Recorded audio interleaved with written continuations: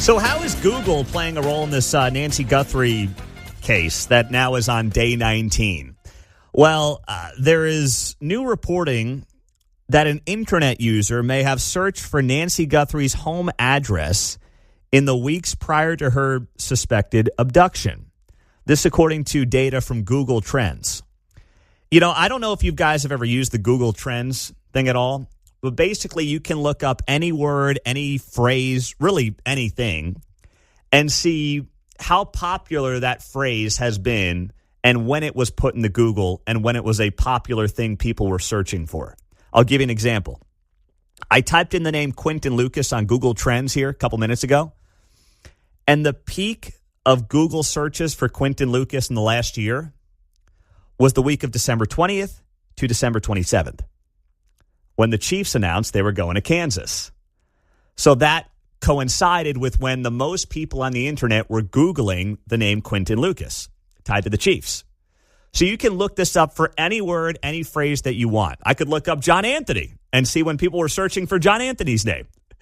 But what we found out yesterday is that there was a spike in searches for Nancy Guthrie's home address on Google in July of last year, and then again in January, right before her abduction.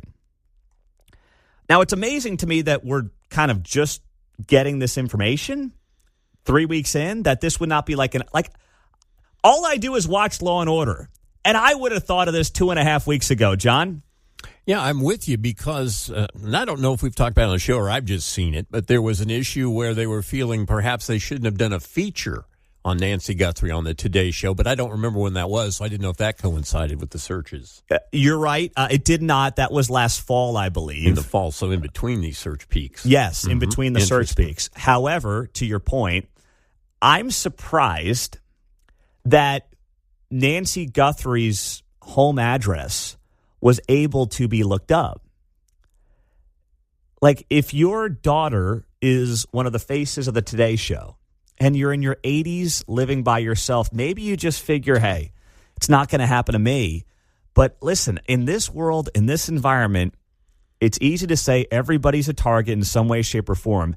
And why she would not have that house under some kind of an LLC or something to hide her identity, that just feels like the obvious thing to do.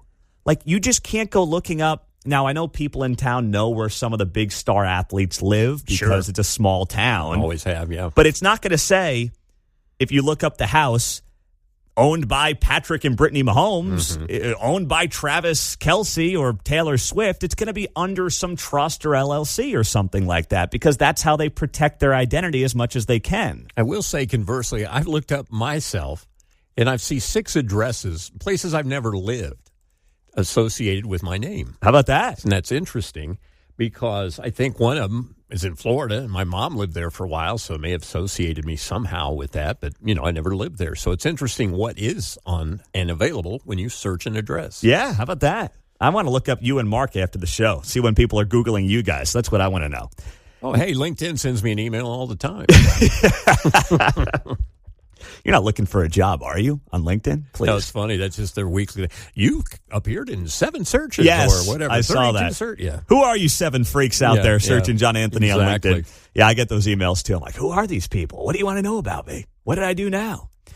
And then we have this story. In addition to the Google Trends search from yesterday, this is an exclusive from the New York Post. Sheriff Chris Nanos accused of turning Nancy Guthrie case into bungling ego trip. And the FBI is apparently desperate to take over. The high-profile case has seen missteps like leaving Nancy Guthrie's house unguarded in the hours after the crime, baffling press interviews, and protracted investigations that so far has yielded no clear suspects or strong leads after 2.5 weeks. The FBI is desperate to take over the investigation, but cannot unless the Guthrie family specifically asks, according to the New York Post. If you're Savannah Guthrie, why would you not ask the FBI to take over? Savannah Guthrie's in media.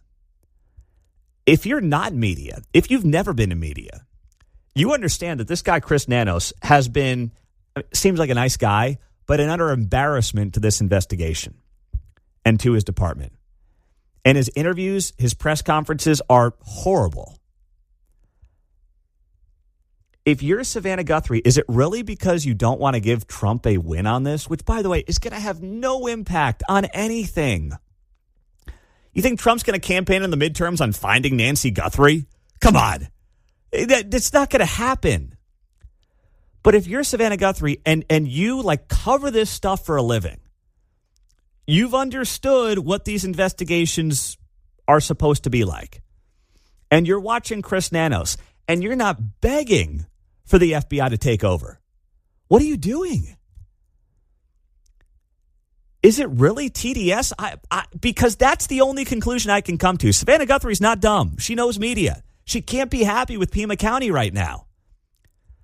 And if her family says, nope, it's time for the FBI to take over. I mean, how did she not do that a week and a half ago? That's what I just cannot figure out for the life of me. And the only conclusion I can keep coming back to is that she somehow thinks it makes the administration look good, because what other reason is there? I don't know.